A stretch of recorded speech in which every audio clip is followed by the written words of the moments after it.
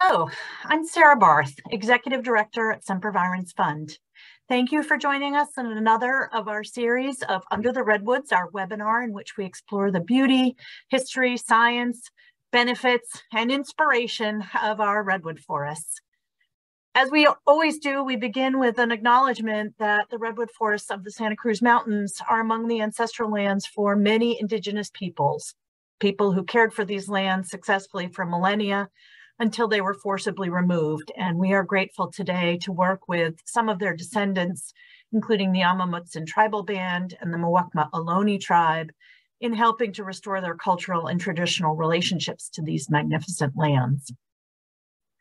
We also want to begin by thanking Scharf Investments for their sponsorship of this year's Under the Redwoods series. They've been great supporters of Semper Virens, and we are very grateful to them for that. Many of you are familiar with our format, but just to remind you, or in case you haven't been, you can ask questions via the chat or the Q&A icon at the bottom of your screen, and we'll get to as many of those as we can. We are recording this webinar, and we'll repost it on our website so that you can watch it later if you're not able to see the whole thing or if you want to share it with others. Today's a really special webinar. We are taking a moment to look back on 2022, which I realize isn't quite over yet, but it's getting there, and it's been an incredibly busy year for conservation. So we have a lot to share with you, reflecting on what has happened in 2022. And we're also going to take some time to look forward and share with you some of the exciting conservation efforts that we have underway. And it's also a special webinar because I'm joined by my esteemed colleagues from our land and stewardship team. And this is such a special group of people, really capable, passionate professionals that I have the privilege and honor really to work with all the time. And it's just a delight to me that today you'll get to spend some time with them as well. Now, let me introduce them to you. Today, we're joined by Laura McClendon, our Director of Land Conservation, Paige Rouser, our Senior Project Manager for Land Transactions, which is a fancy way of saying that Paige is one of the people who makes sure the land we want to buy gets bought. Ian Robathan, our Senior Land Stewardship Manager, Beatrix Jimenez Helsley, our Natural Resource Manager, and Melissa Cambron Perez, our Field Operations Manager. They are a really great team. So with that, I'm going to turn it over to my colleague, Director of Land Conservation, Laura McClendon, to get you started on some of our projects this year. Thank you, Sarah. Let's see. Just one moment while I figure out how to advance this slide here. Okay. Well, that's not working. Oh, there we go. Okay. Thank you, everybody, for joining us today. I want to share that just how remarkable it's been in the last 2 years that California State Parks and a host of partners and supporters with significant investments from the state were able to convene a visioning experience and open the heart of the park back up to the public. The experience is different. Certainly more limited than any of us remember, but the forest is growing, and many redwoods have survived and will continue to grow and thrive. We are beginning a new future for the park in earnest this coming year, and we hope you will stay involved, speak up, and participate in reimagining Big Basin. We raised over $600,000 for fire recovery for Big Basin, and we have just about spent down those funds. We literally could not have done that without you. And this list here on the slide are the primary ways in which your remarkable outpouring of support in the months following the fire of August 2020 have made a difference in the park's recovery, visioning, and opening. Thank you. Sarah?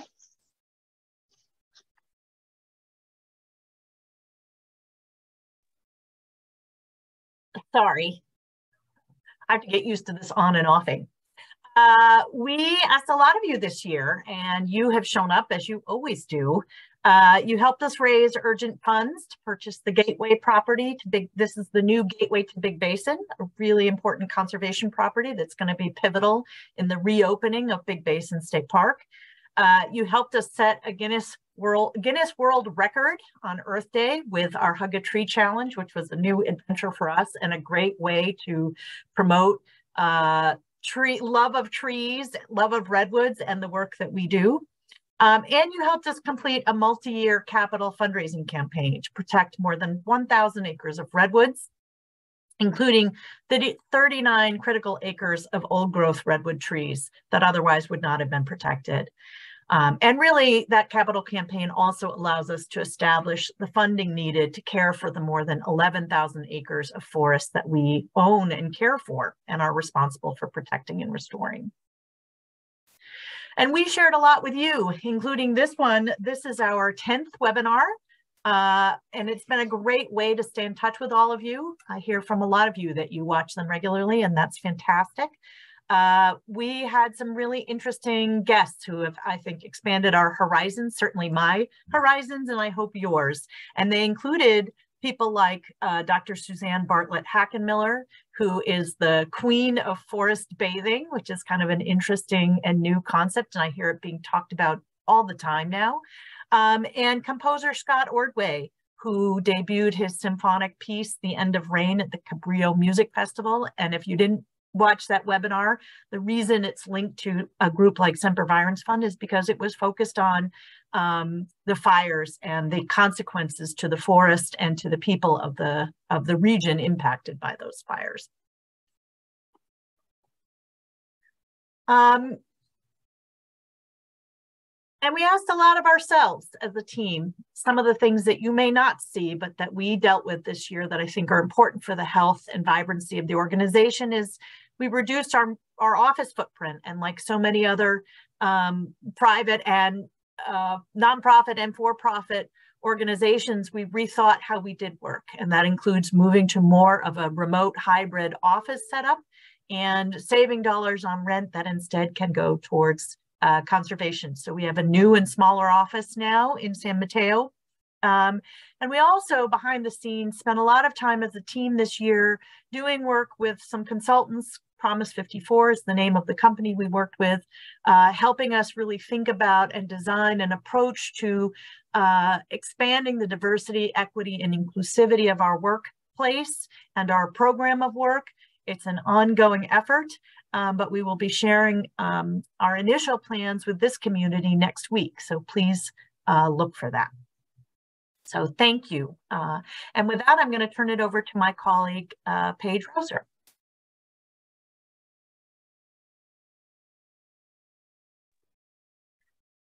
Thanks, Sarah. Sorry, technical difficulties. Just as far as our acquisitions this year, we have two. The first one is the Gateway to Big Basin, and every single tree we can protect is one more that makes a difference for redwoods, habitats, wildlife, and parks. This year, thanks to your steadfast commitment, we protected the forests that form the scenic entryway to Big Basin Redwood State Park. The Gateway property protects important forests and gives state parks new options for reimagining Big Basin's future. And we're on the cusp of completing the purchase of a conservation easement to permanently protect more than 900 acres of forest, including 39 acres of old growth redwoods at YMCA Camp Jones Gulch. This forever partnership with the Y of San Francisco will ensure these forests thrive for regional ecosystems and for the thousands of campers and San Mateo school children who visit the camp each year, learn in nature, and maybe, just maybe, get to kiss a banana slug. Back to you, Laura.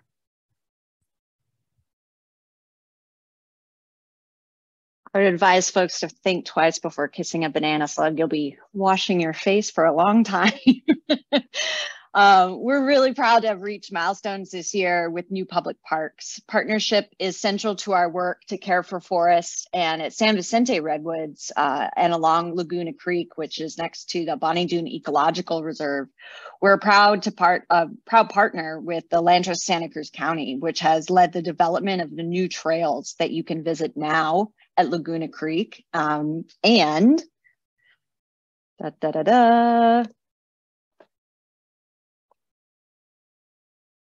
Here's our trail map for San Vicente Redwoods. This is our phase 1 of 8 miles of trails.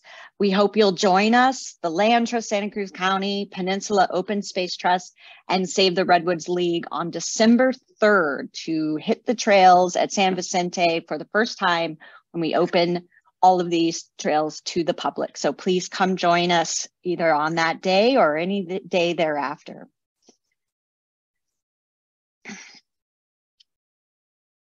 We have a lot of great guides that we've created for you as well. We published new guides this year to help you get out and see redwoods, explore accessible trails, and get out in the fall and winter in the Santa Cruz Mountains. So just because the weather's changed doesn't mean you can't still have a lot of fun adventures outdoors. Ian and Melissa. Thanks, Laura. Yeah, it's been a really exciting year for us on the stewardship side. From planting thousands of trees with our partners to growing plants from native seed bank to reestablish key species at San Vicente Redwoods. We've been continuing to make big strides in both recovering from wildfire and resetting on our long-term restoration and preservation goals across the dozens of properties that we own and care for in the Santa Cruz Mountains.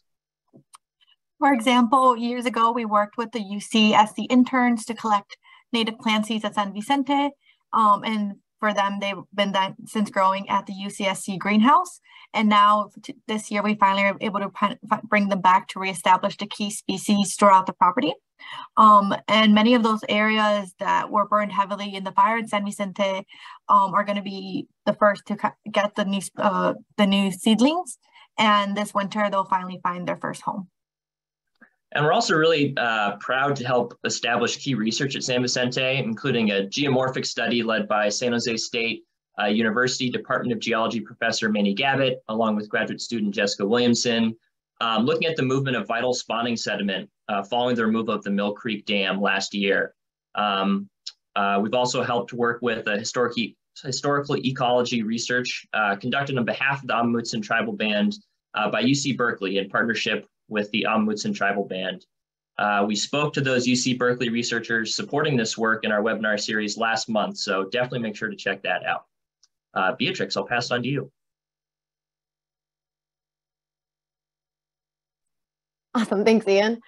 So other key research and surveillance we've been conducting across our properties have involved audio and video monitoring to understand how wildlife communities are using the land. There have been some exciting regional developments for the endangered and elusive marble murrelet.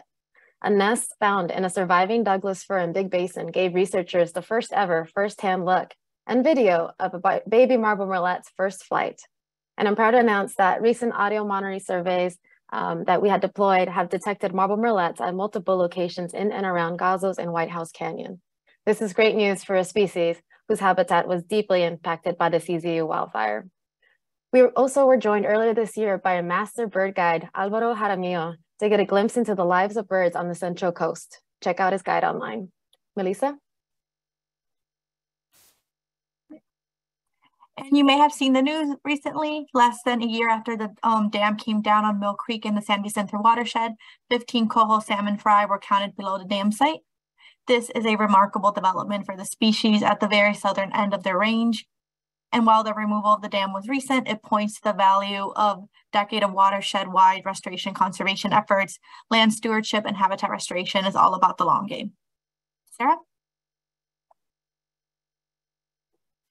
We've accomplished a lot in 2022. And as we hope is the case every year, we think this means great things are coming for 2023, especially with the support that we receive from all of you and the partnership we receive from you and many of our sister organizations in this region. A couple of things to flag for you. Big Basin's new future has already begun through the visioning process that you've heard us talking about. We expect in 2023 that state parks, informed and supported by organizations like Semper Virens Fund, will really begin to chart the course for management, facilities planning, and some of the detailed work that's going to be needed to see the park really open fully. And we will be there right beside them, supporting them all the way. If you have not yet been back to Big Basin, I do encourage you to go and check it out. It's going to look and feel different, but it's still an inspiring and satisfying place to visit. So please go and check it out. In 2023, we believe Chitoni Coast Areas National Monument will finally be open to the public. This is a project that we've worked on for many years. Semper Virens was instrumental in spearheading the effort to get then President Barack Obama to designate this unit as a special national monument. And it's been a long time coming to see the planning for that property completed. There have been some unexpected delays this year, but we are optimistic that trails will be open next year and the public will be able to visit and enjoy this remarkable place. And we believe that next year, Camp Jones Gulch, our easement will have been finalized, the one that we've been talking about a fair bit. And we will be pivoting to active stewardship and restoration activities on that really special landscape. And that will be part of a long-term effort by Semper Virens Fund to partner with the Y in seeing that landscape be as resilient as possible to climate change and as available as possible to kids who come and enjoy it.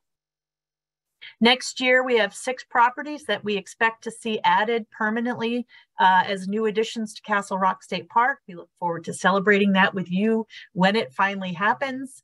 And we are in serious and advanced conversations with a number of existing landowners in an effort to buy additional land and additional easements to protect areas that can be additions to Big Basin, Año Nuevo, and Butno State Parks. So that is a major opportunity and a major push in the coming year to accelerate the land protection activities that we're engaged in. So we are looking forward to a bright future in that regard. Moving on to San Vicente Redwoods, which my colleagues have already touched on a bit.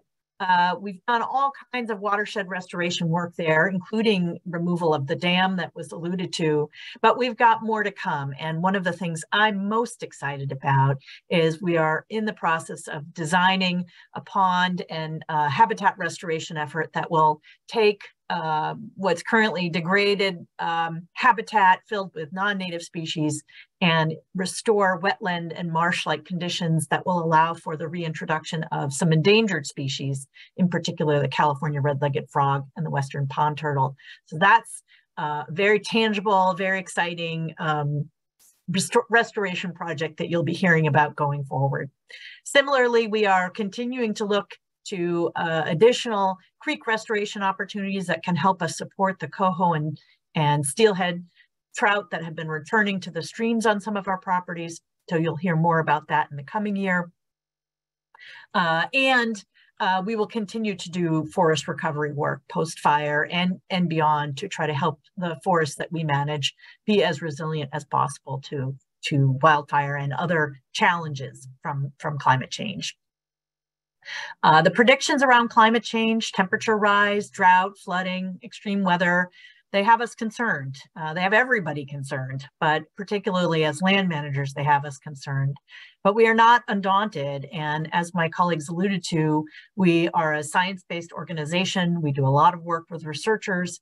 And for the last couple of years, we've been working closely with data scientists, forestry experts, and researchers to better inform our own priorities for redwood conservation, to ensure that we're being as responsive and as adaptive as possible to the threats of climate change. So you'll hear more about that from us in the coming year. And expect to have a climate action plan that we can share with you.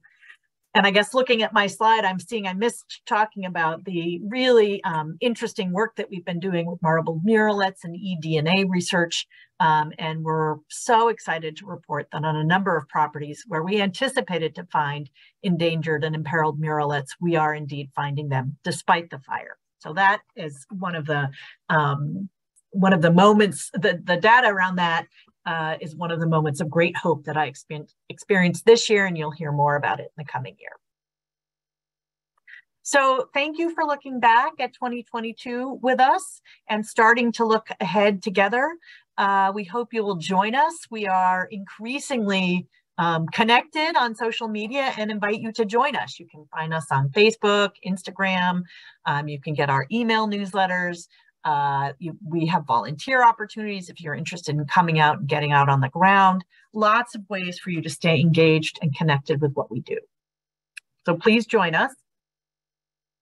And we want to start now a conversation. We kind of gave you our highlights as we saw them for 2022, but we want to hear from you a bit. And so we invite you via the chat to share some of your thoughts in response to what do you look back at in 2022 that gives you hope, or if you found inspiring in terms of the work that we're doing, and what do you want to see more of out of us in 2023 and beyond.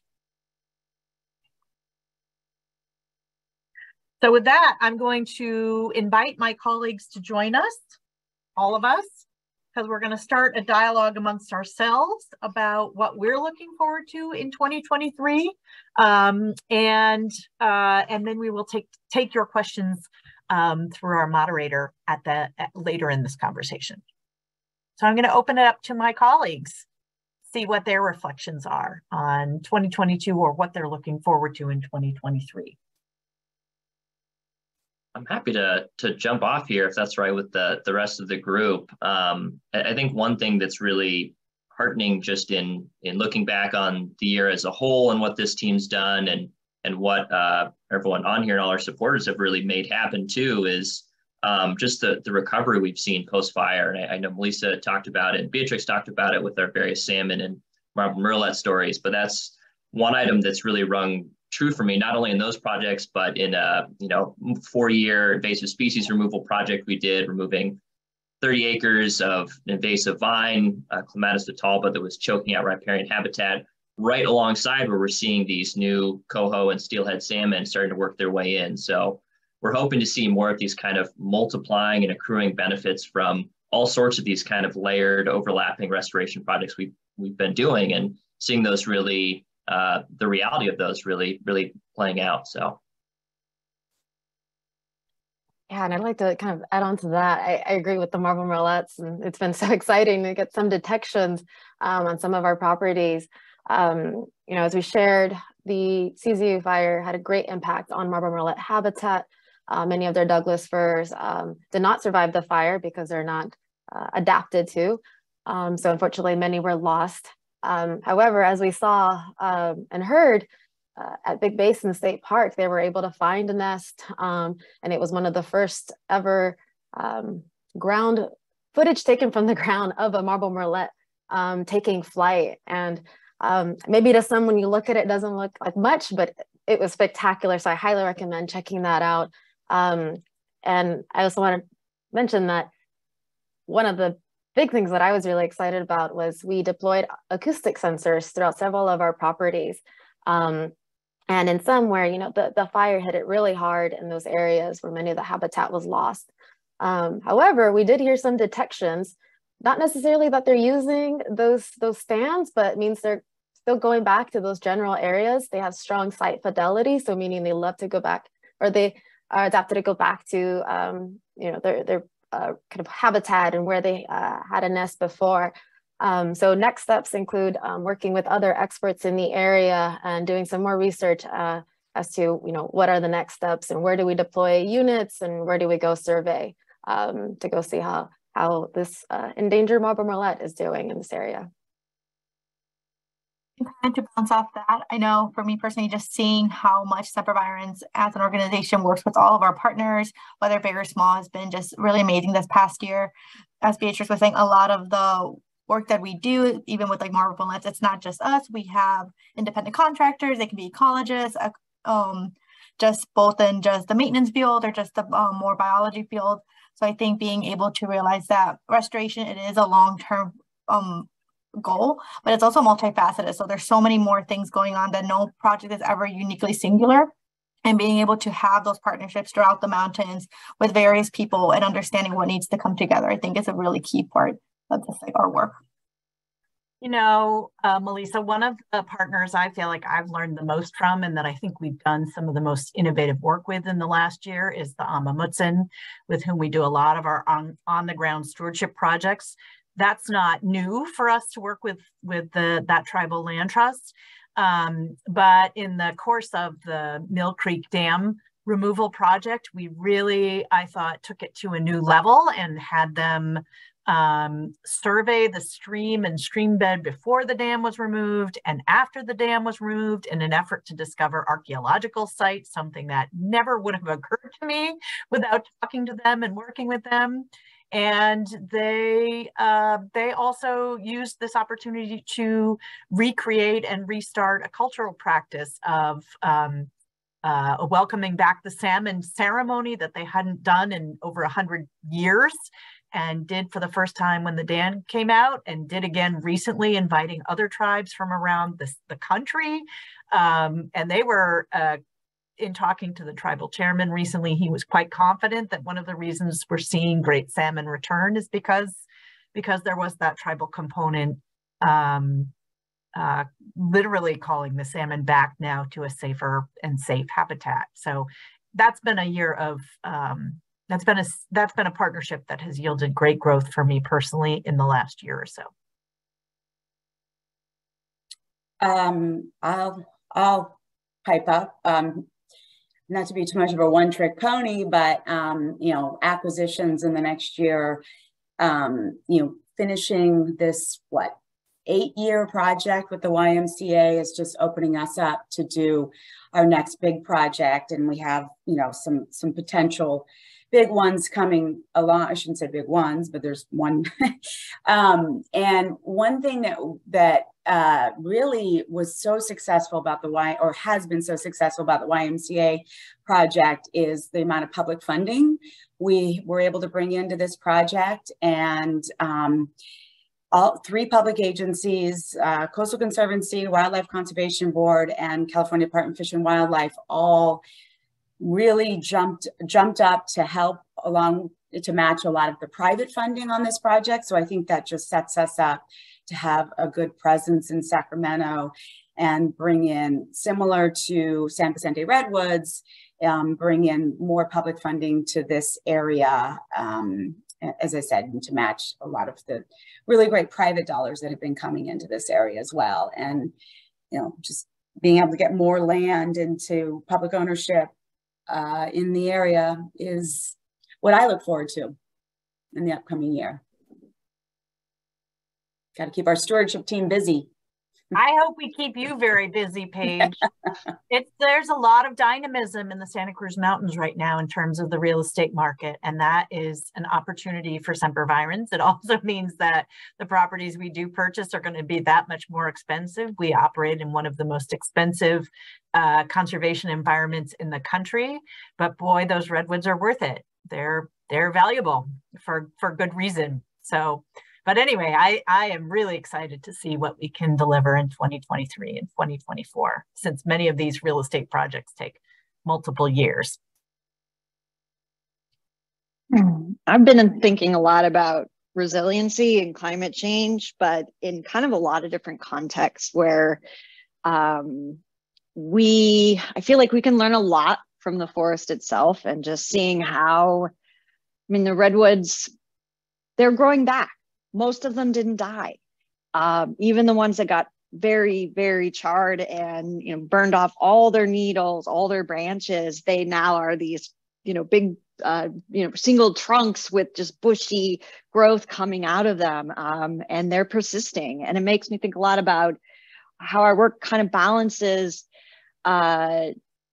resiliency to change, because we're working in a very dynamic environment. The environment is dynamic, it is always changing, and yet we're trying to protect these natural resources in what we call a permanent way. And it seems like those two things could be against one another or in conflict. And often there is a tension between permanence, you know, permanent protection, and stewardship, and yet the changes in the natural environment, the changes in our, political environment, our public health world, are everything. So it's I just keep coming back to thinking through how lucky we are to work with such a resilient species as kind of the keystone species of our area, and how much we learn from that and can instill in our own work and just way of approaching things.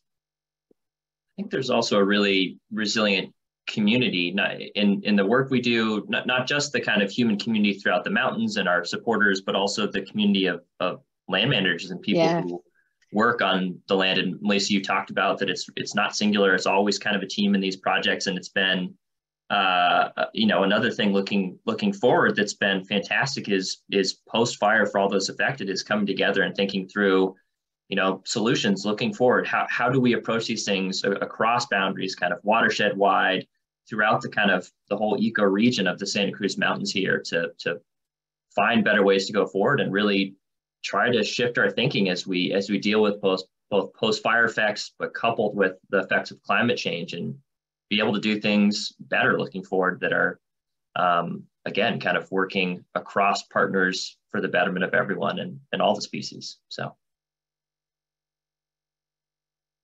Well, I've also been struck, we talked a lot about the many trails that are opening this year, or being planning that's being done to facilitate opening of trails in the coming years. It's quite a lot. And it'll be, I think, a boon to our region and the people who get to experience it. And Semper Virens, from our very origin, has been supportive of public access, enjoyment, understanding. And I've been thinking about it, had been thinking about it largely in the context of, people getting out and hiking. But I think increasingly I'm understanding that it is very important as a way of reconnecting people with these landscapes and really having them understand at a very visceral level what it means if we don't get climate change in hand, what the consequences are of the decisions they make in their daily life when they go onto a trail and see a landscape that's been burned. It's unavoidable then what you're dealing with. And we are in our daily lives often so disconnected from nature. And as we heard from some of our earlier webinars, that's not good for our health. But I think it's also just a mindset that we lose track of what's happening in the natural world. So I'm really looking forward to these trails being a conduit to people getting a deeper understanding and deeper connection to what's happening in the natural world, in the hopes that that leads to action that changes the political scenarios we're dealing with.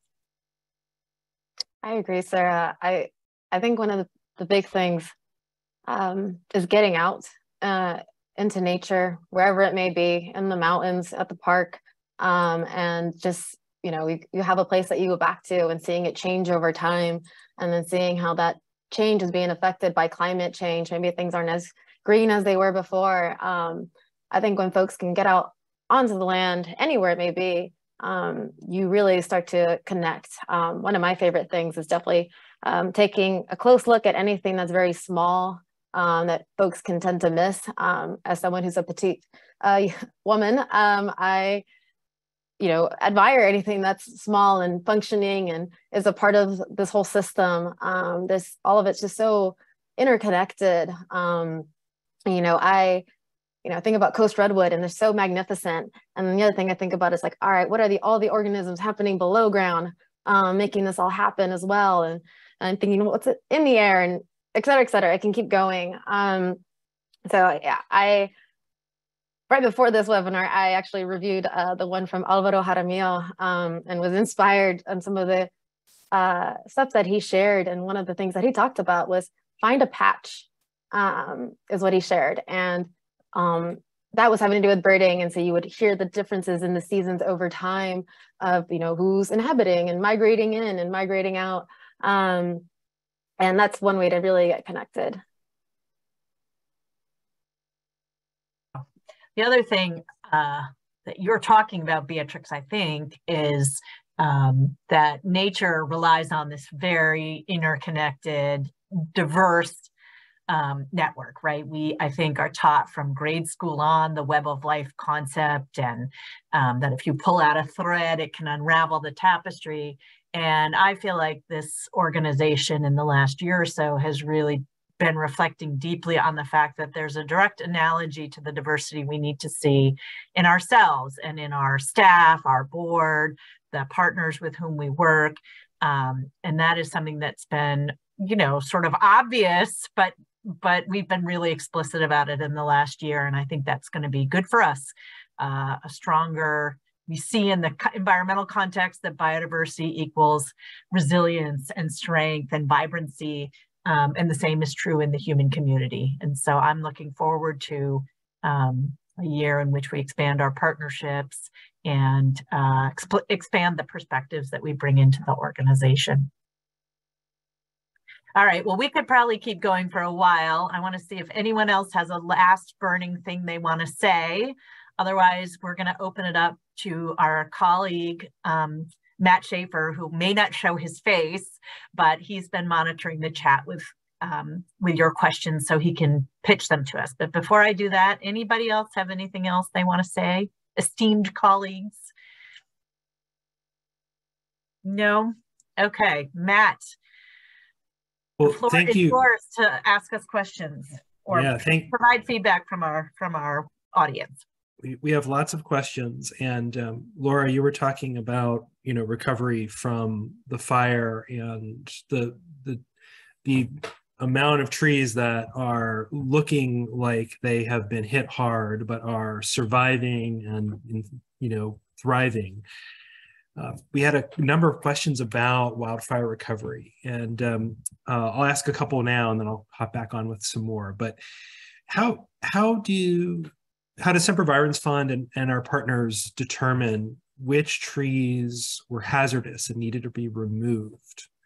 And then also, what specifically can help a redwood forest recover from wildfire? What actions do we all as land managers take? Oh my gosh, there's a lot there. I can start with the hazard tree question. So it kind of seems anathema that we would ever say it's okay to cut down trees, given that we're a tree conservation organization like focused on the protection of redwoods, but we're focused on them as an ecosystem. And after the fire, most non-redwoods and non-coast live oaks, because the coast live oak and some other oaks, as well as redwoods, can regrow their canopies, and that's called epicormic sprouting. Whereas trees like Douglas fir, madrone, they just completely succumb to fire. And then they're just these dead, standing, you know, very large, potentially very hazardous things that can fall onto roads, trails, houses. If they're not near any human infrastructure, there really isn't a lot of need to cut these trees, and trees will continue to fall down throughout the park and the more wilderness areas of the mountains for many years to come. That's a natural part of forest succession. And then it opens up the canopy and you get really cool, new biodiversity, and it's a really healthy part of forest recovery. However, where we have public highways, people's houses, trails, those are places where we do need to ensure that human safety is considered paramount. However, we're definitely more judicious, at least Semper Virens Fund, in terms of kind of waiting and seeing if there is a question, if we're not really sure if a tree is structurally unsound, meaning it's going to fall over. We may wait a little while longer, put some flagging there if it is a place that the public's going to be near. But if it's clearly dead and it poses a risk to public safety, we're going to recommend that it get felled.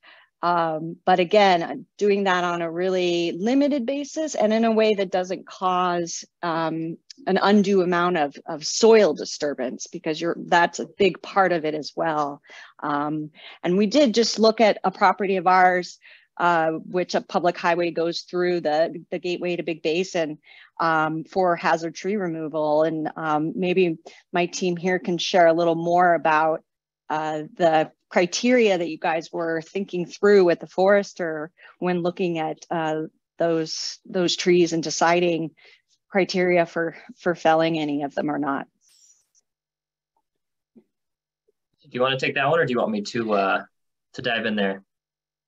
I'd love to hear from you, Ian. Great. Yeah. So I think one of the key points in there, Laura, in your response, is the kind of variability of it. So variability by site, variability by species, and variability by priorities of what we're going for in any of those projects. So with the Gateway to Big Basin as an example, one of the keys there, again, is public infrastructure. So it's where people are going to be, both at potential future park facilities, the highway itself, or us working in and around those trails, whether it be a volunteer event or doing other stewardship work, or even just general monitoring out there. So a lot of the hardwood species, like Laura mentioned, madrone, tan oak, those in many ways are adapted to die in fire, and they resprout like crazy from the base. You know, the key to remember in all this is that the ecosystems we have here are adapted to fire from thousands and thousands of years of Native American and tribal burning, land management through burning. So one of the things at Gateway that we're looking for is balancing kind of a mix of maintaining some habitat of standing dead trees that are loved by woodpeckers to all sorts of other species that utilize them for habitat, and it's a great opportunity for them, to areas where it may fall into public highways or areas where people might congregate. But also looking at it from kind of a future fire perspective. So not only on properties like Gateway to Big Basin, but also across broader landscapes of areas where it burned hotter, where some of those dead trees present risks as fuel for the next fire. Because one other thing we know is that fire begets fire. You know, this fire leads to the next fire, and so on and so forth, like it has for thousands of years. So it's being able to get ahead of this and thinking through, okay, where are key areas where we do need to maybe take more action in reducing some of the fuels with dead understory, dead standing trees that might increase the intensity of future fire. So again, it's really variable in there. And so it's, in many ways, it's takes a lot of learning and humility and leaning on those who know more than us as well. So. And I think, Matt, you asked a second question, didn't you? Yes, thank you. So the other question was, what are we doing to help forests recover? And I think we just talked a little bit about that, but I was wondering if there's maybe a few other specific activities that we are doing or not doing. What are we doing to leave them alone? Yeah, I think that's a great piece to add, because yes, as Ian said, there's a lot of variability, but more often than not, we're leaving things be.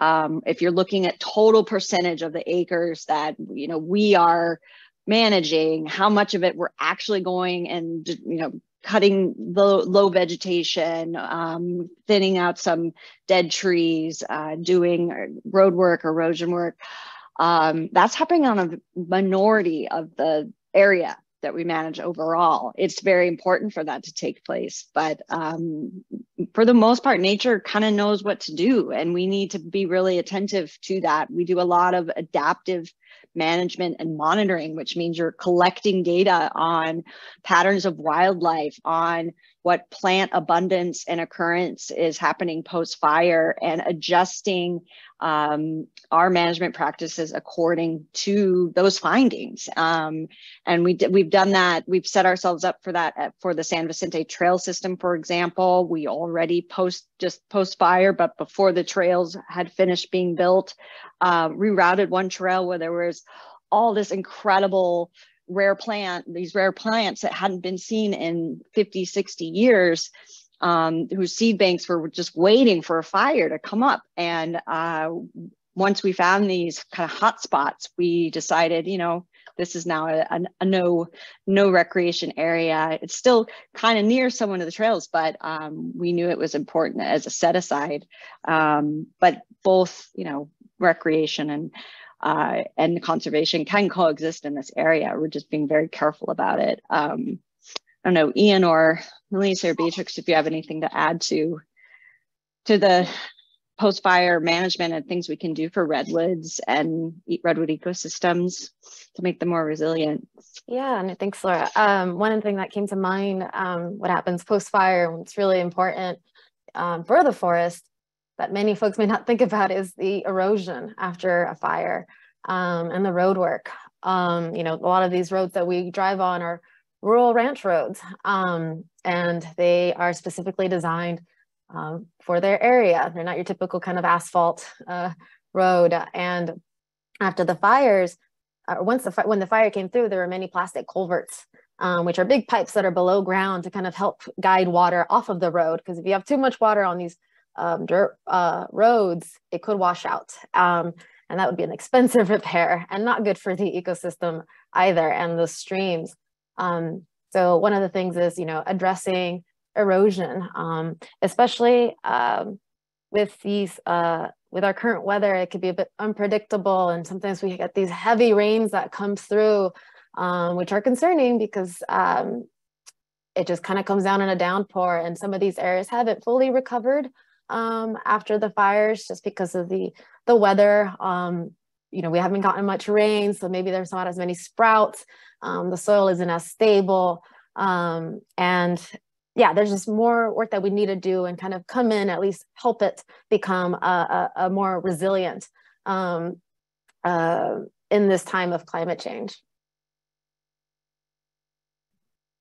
One thing that maybe Melissa could speak to this, I've heard you all talk about, I know a lot of the land we leave alone post-fire, but we have certainly done replanting efforts. I know I've seen Beatrix in videos where we profiled her doing replanting in certain cases. We've done invasive species removal post-fire to really keep it down. So I don't know, Melissa or Beatrix, if there are other particular projects you can think of, but there are places where we do actively go in and do management post-fire. Yeah, specifically just breaking that into two pieces, the invasive removal, that's something that we worked with either with volunteers in the past or even with contractors through Go Native. But there are a lot of the species that were able to kind of take the place of areas that cleared during the fire were invasive species, French broom obviously being a very popular one. So that is almost where when all this space opens up because everything got cleared, it's going to get refilled really quickly. And same as Beatrix was saying, if we have these sudden rains, we have these plants that have a sudden growth that really just outcompete the natives, which are kind of like a more slow and grow procedure.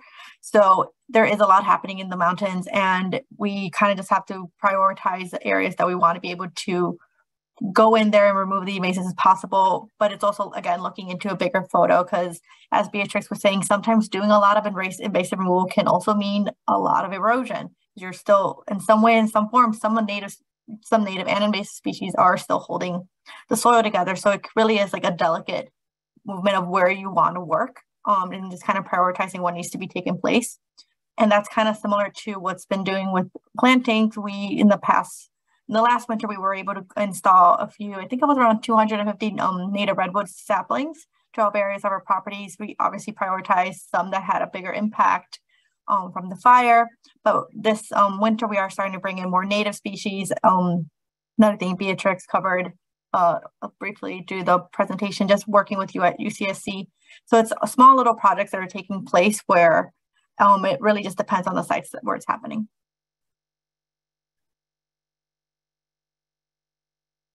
It is always terrific to hear you all talk about the ways in which the deep thinking, the expertise, the science goes into this. And you know, a lot of folks were we were super surprised at how quickly Big Basin reopened to the public. Some folks are disappointed that it didn't open more quickly and that more of it didn't open.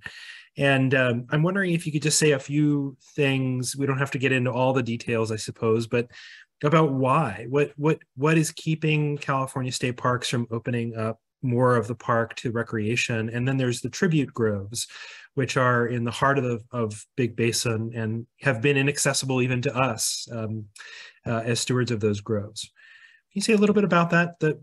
What goes into that kind of decision making? I could start that off, and folks want to add on. Yeah, there are many hazards post-fire. There are just hazardous limbs. Some call them widow makers, and that can be way up in the canopy that are hard to see or reach. And when things get gusty and windy, they can start coming down, even if it looks like it's a live branch. These forests have been through a lot. These fires have come through, burned through the understory, and some through the canopy. And you know, some, as Laura mentioned, are sprouting epicormically, so they look like little fuzzy bottle brushes. And it can be a little dangerous because some of the weather recently was, we had some heat waves. Some of those limbs are starting to drop, and it can be hazardous. We wear hard hats when we're out there. So that's one of the hazards. Another is, you know, the fire not only was above ground, but below ground, in that it was going through some of the roots, and there are definitely some root holes, blanking on the name. Root voids. Yeah. Root voids, thank you. Yeah. That, you know, maybe covered by the duff by now, and you could fall in, maybe just like a foot. I think when my foot slipped like a foot one of these times. And there's just a lot of just hazards throughout that have to be addressed, and it can take a bit of time to get on out there. I don't know if the others have anything else to add on the hazards there that I may have missed. Just a big basin.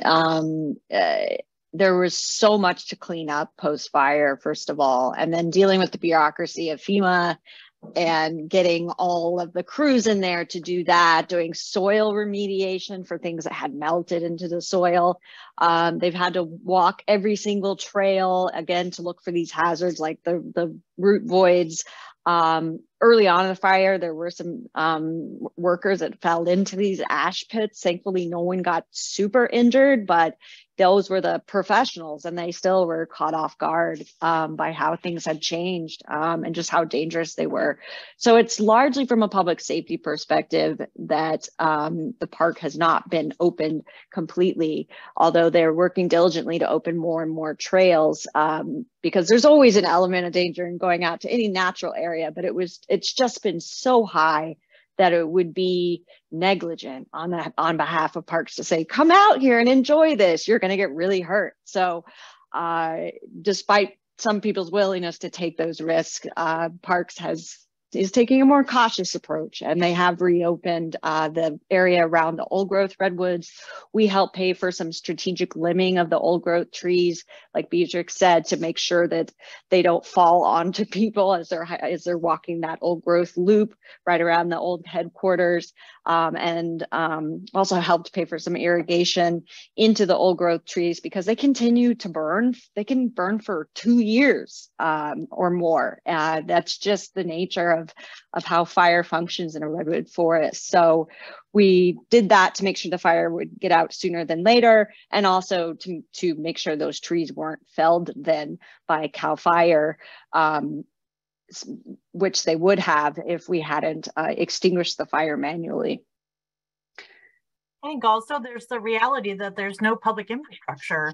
And so to accommodate the level of volume of visitation that the park had previously experienced, which I believe was upwards of 1 million visitors a year, you know, there's just no services. There's no bathrooms, there's not running water, there's not a water treatment mechanism, there's not functioning electricity, or there isn't set up for mass usage. Yeah. So I think people forget that even though our parks are places to experience nature, to accommodate that many people, you need the infrastructure like you'd find in a small city almost, and you need adequate staffing and places for those staff to live, and a lot of things that were just destroyed in the fire. So it's going to be a while before it feels like a fully functioning park again. And the way I look at it, comfort myself and my family who want to go visit, is, look, it's a chance for these forests to really recover. It's a bit of respite from the human presence. And while Semper Virens always wants people to be able to enjoy these places, there's a lot to be said for quiet times where nature has a chance to be on its own. And this may be one of those times where the bulk of the park is able to just get some quiet time, if you will. So there was a question about the legacy groves that we hadn't answered. I don't know if you wanted to take a stab at our process, and Matt, you could repeat that part of the question for us. Yeah, thank you. I was more just noting that that was one of the places that the public and we cannot access. Yeah, that is true. And I know our colleague who runs the program for us, Amanda, always suggests that even if you can't get there, you should make a reservation. You should drive along 236 now that it's open. And there are places to stop and see into some of the areas that you can't access by trail. Mm-hmm. And so that's always a great way to get closer to those really important trees that help memorialize special people in our lives. Well, let me switch gears with a few minutes we have remaining. We had a question about how our partnership with the Amamutsan started. So I thought that was an interesting question, because that's been so long that we've been working with the Amamutsan that's maybe lost to history. And the other part of the question was what practices that they have reclaimed in their traditional cultural practices do we incorporate into our work? I'll tell you what I know. The relationship with the Amamutsan started before my time as ED at Semper Virens. And to remind our audience, the Amamutsan is a tribe, a tribal band, and there was an accompanying land trust that they established. And my recollection is that the partnership started around a shared interest in stewardship of a particular part of the landscape. But at some point, we were approached by the tribal leadership about supporting them in creating their own land trust. And indeed, we were their fiscal agent, which means that when they got started, we kind of housed them administratively and operationally for a number of years to get them up and running. And now they're their own independent entity and organization that functions in close partnership with the tribe. So it goes back many, many years, and the partnership has only continued to expand in terms of the nature of the work we do together and just the level of dialogue as the relationships have deepened and the trust has deepened. I think the opportunities for candor and learning have grown. I don't know if there's anyone else, Laura, you may have a longer history on that relationship, but that's my understanding. It goes back a very long time. Well, not long by Redwood time, but long. Yeah. A lot of it was really giving or enabling Amamutsan to have more of a voice in our modern construct of society, because they were declared extinct and no longer in existence erroneously about a century or more ago. So they're not federally recognized. They're still fighting for that. And it's very important to them. So by forming a land trust, they have some legal kind of abilities that they didn't have previously. And it also helped them to educate us as land managers on their role, their ancestors' role in our landscape, what they've been doing here, how they've really been integral to shaping everything we see today. So that, that has been really valuable also. Yeah, I mean, I can highlight a couple of things that we've been able to do with them of kind of reintroducing practices that they continue to do, both kind of throughout their traditional territory beyond where we work in the Santa Cruz Mountains too. But I think another thing to highlight is that it's also a learning opportunity for both us and our relationship with the tribe to better reintroduce those and better understand what would be most valuable there from the tribe side too. So we've been able to do some burning projects with them at San Vicente Redwoods back in 2016-17.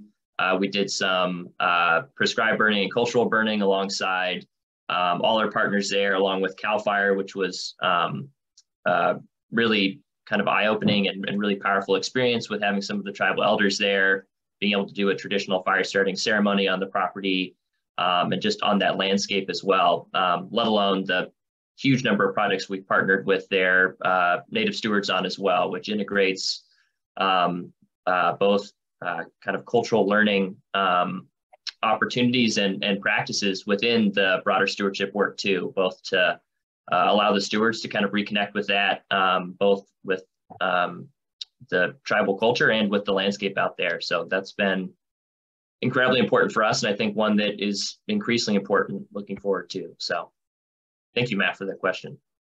One last thing, I would love to see them actually have some land that they own themselves in the Santa Cruz Mountain. And that was the intent when we incubated their land trust and tried for many years to find the right property. But that is something that I would still be pretty impactful to see happen. And a lot of the public agencies are very supportive of tribal ownership and engaging with the tribes. So that would be very great to see happen in the future. Yeah, and that's something we've certainly discussed and explored with them, Paige, as you alluded to. Well, I'm mindful of the time. We are at 2 o'clock. I want to thank my colleagues. It really is my honor and privilege to work with all of you. I'm especially proud that we have such a female-heavy team. That's not always the case, especially in the stewardship side of things. So go Semper Virens, go women of Semper Virens. In addition, Ian, you of course as well.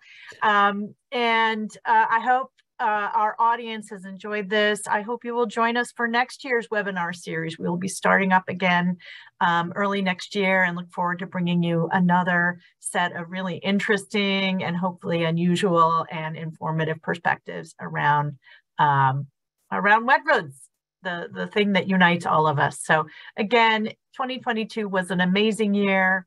I'm really excited about 2023, and everyone who has been listening to this, our audience, you are the reason this is able to happen, and that we're able to help you and all of us collectively achieve our vision around a thriving redwood forest in our region. So thank you. Thank you to all of you. And here's to next year.